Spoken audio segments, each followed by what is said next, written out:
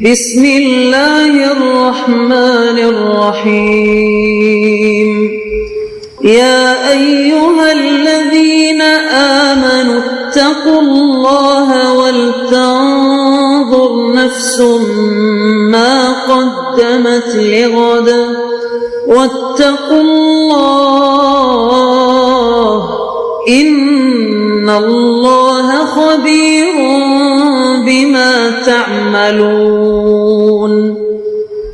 اے ایمان والو، اللہ سے ڈرتے رہو اور ہر شخص کو دیکھنا چاہیے کہ اس نے کل یعنی آخرت کے لیے کیا سامان بھیجا ہے، اور ہم پھر کہتے ہیں کہ اللہ سے ڈرتے رہو، بے شک اللہ تمہارے سب اعمال سے خبردار ہے۔ بسم اللہ الرحمن الرحیم، الحمد للہ رب العالمین، والصلاة والسلام على اشرف الانبیاء والمرسلین وعلى آلہ واصحابہ اجمعین ومن تبعہم بإحسان الى یوم الدین۔ قابل صد احترام حضرات شائقین و شائقات سچا پیغام، السلام علیکم ورحمۃ اللہ وبرکاتہ۔ آج کی محفل میراث النبی کے نورانی پروگرام میں آپ کا استقبال ہے۔ اہلا و سہلا مرحبا۔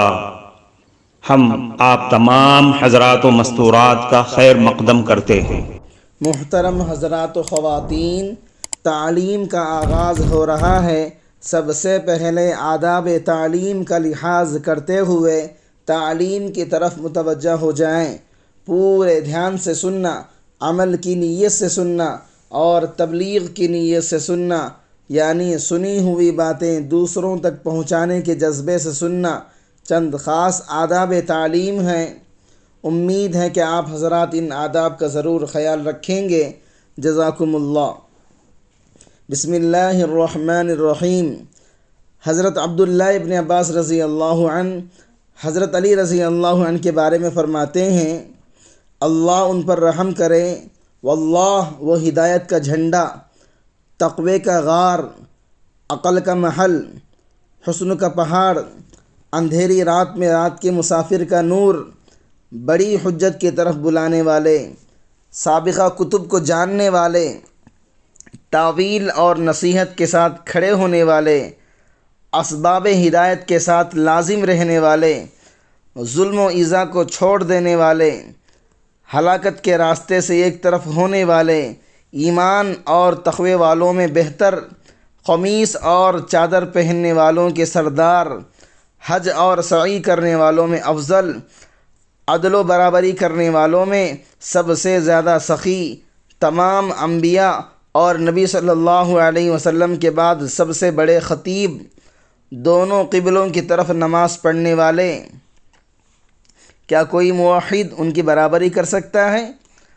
عورتوں کی سردار کے شوہر، حسن اور حسین کے والد، میری آنکھوں نے ان جیسا دیکھا اور نہ قیامت تک دیکھے گی۔ جو ان پر لعنت کرتا ہے اس پر قیامت تک اللہ تعالیٰ اور اللہ تعالیٰ کے بندوں کی لعنت ہو۔ حضرت علی رضی اللہ عنہ کی شجاعت اور بلند اخلاق۔ غزوہ احد میں جب معرکہ اپنے عروج پر تھا تو اتنے میں حضرت علی رضی اللہ عنہ مسلمانوں کے علم بردار ہوئے تو مشرکین کی طرف سے ابو سعد ابن ابی طلحہ نے ان کو دیکھا اور اپنے گھوڑے کو دوڑاتا ہوا میدان جنگ کے بیچ میں پہنچا اور فخریہ انداز میں کہنے لگا، کیا کوئی مرد میدان ہے؟ کسی نے جواب نہیں دیا۔ اس نے غرور اور تکبر کے لہجے میں پکارا، کیا تم نے یہ نہیں کہا تمہارے مقتول جنت میں اور ہمارے مقتول دوزخ میں جائیں گے؟ کیا تم میں سے کوئی آدمی یہ نہیں چاہتا کہ وہ میری تلوار کے ذریعے جنت میں چلا جائے یا میں اس کی تلوار سے دوزخ میں چلا جاؤں؟ حضرت علی رضی اللہ عنہ نے اس مشرک ابو سعد ابن ابی طلحہ کی پکار کا جواب دیتے ہوئے کہا، اس ذات کی قسم جس کے قبضے میں میری جان ہے، میں اس وقت تک تجھ سے جدا نہیں ہوں گا جب تک کہ تو مجھے اپنی تلوار سے جنت میں نہ پہنچا دے یا میں تجھے اپنی تلوار سے جہنم نہ پہنچا دوں۔ دونوں میدان کارزار میں نکلے، دونوں کا مقابلہ ہوا، دونوں نے اپنے اپنے وار کیے، جوہر دکھائے، مگر حضرت علی رضی اللہ عنہ نے تلوار کی ایک ضرب لگائی، اس کی ٹانگ کاٹ دی اور وہ زمین پر گر پڑا، اور ابو سعد برہنہ ہو گیا، ننگا ہو گیا۔ پھر وہ التجا کرنے لگا، اے ابن عم، میں تجھے خدا کی قسم دے کر کہتا ہوں اور تجھ سے رحم کی درخواست کرتا ہوں۔ حضرت علی رضی اللہ عنہ نے اس کو چھوڑ دیا۔ آپ صلی اللہ علیہ وسلم نے اللہ اکبر کہا۔ حضرت علی رضی اللہ عنہ کے ساتھیوں نے پوچھا، بھلا آپ نے اس کو کیوں چھوڑ دیا؟ اس کا کام ہی تمام کر دیتے۔ حضرت علی رضی اللہ عنہ نے ان کو جواب دیا، میرے سامنے اس کا سطر کھل گیا تھا اور اس نے مجھ سے رحم کی اپیل بھی کی تھی۔ آپ نے حضرت علی رضی اللہ عنہ کی شجاعت اور بہادری دیکھی، کیسے اپنے دشمن کے سامنے مجاہدانہ انداز میں آئے اور جذبہ جہاد اور شوق شہادت کا نعرہ لگایا۔ کیسی طاقت اللہ رب العزت نے عطا کی تھی کہ ایک ہی وار میں ابو سعد کی ٹانگ کاٹ دی، اور جب اس نے معافی مانگی، رحم طلب کیا تو فوراً معاف بھی کر دیا۔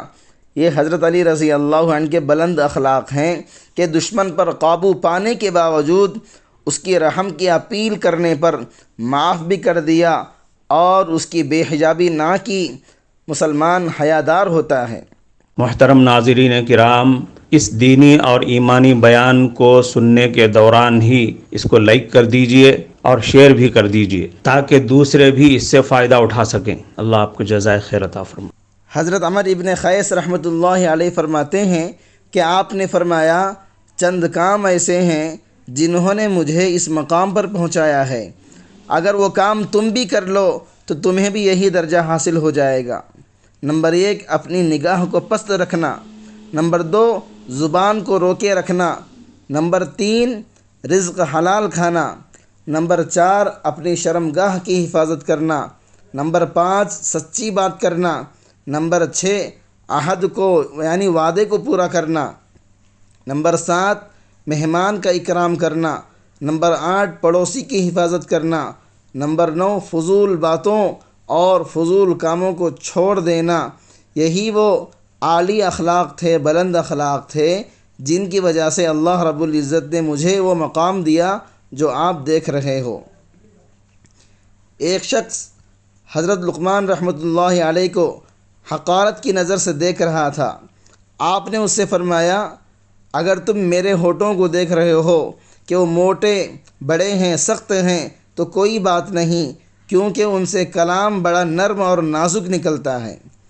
اور اگر تم یہ دیکھ رہے ہو کہ میرا جسم سیاہ ہے، کالا ہے، تو بھی کوئی بات نہیں، کیونکہ میرا دل روشن اور سفید ہے۔ ایک مرتبہ حضرت لقمان رحمۃ اللہ علیہ کے آقا نے حضرت لقمان سے کہا، میرے لیے ایک بکری ذبح کرو اور اس کے 2 بہترین اور نفیس ٹکڑے میرے سامنے پیش کر دو۔ آپ نے بکری ذبح کی اور اس کے دل و زبان آقا کے پاس لے گئے۔ آقا نے کہا، کیا بکری میں ان دونوں ٹکڑوں سے زیادہ بہتر ٹکڑا کوئی نہیں تھا؟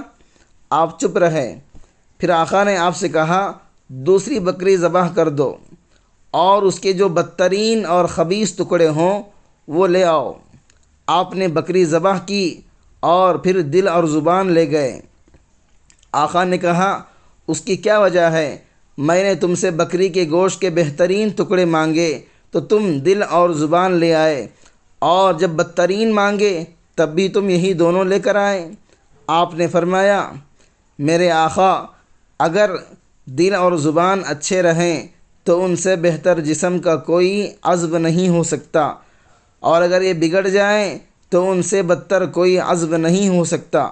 معلوم ہوا زبان اور دل 2 ایسے اعضاء ہیں، اگر یہ ٹھیک ہو جائیں تو سارا جسم ٹھیک ہو جاتا ہے۔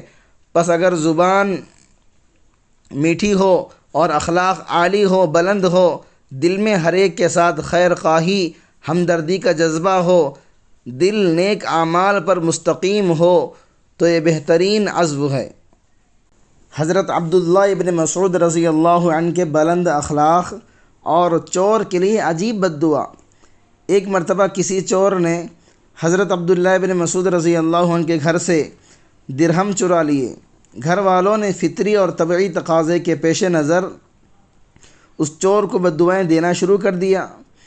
حضرت عبداللہ بن مسعود رضی اللہ عنہ نے چور کو بد دعائیں دینے سے گھر والوں کو منع کرتے ہوئے شفقت اور رحمت پر مشتمل یہ کلام ارشاد فرمایا: اے اللہ، اگر اس چور نے کسی شدید مجبوری اور ضرورت کی وجہ سے یہ چوری کی ہے تو آپ اس کے لیے اسی مال میں برکت ڈال دیں، اور اگر اس نے یہ چوری خوف خدا نہ ہونے اور گناہ پر جری ہونے کی وجہ سے کی ہے، یعنی یہ چوری کا عادی ہے، تو اے اللہ آپ اس کو توبہ کی توفیق دیتے ہوئے اس کی یہ چوری آخری گناہ بنا دے۔ حضرت عبداللہ بن مسعود رضی اللہ عنہ نے چور کو جو بد دعا دی، در حقیقت یہ چور کے لیے دعائے خیر تھی۔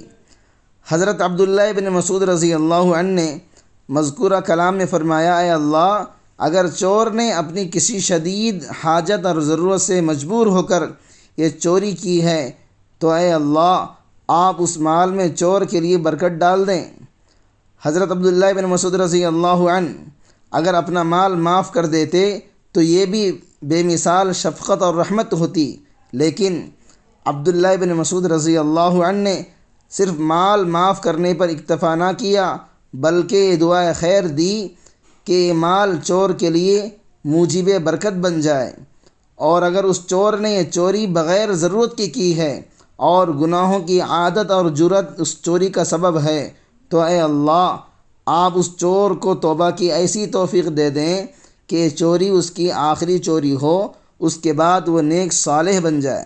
کفارہ مجلس کی دعا پڑھ لیجئے: سبحانک اللہم و بحمدک، اشہد ان لا الہ الا انت، استغفرک و اتوب الیک۔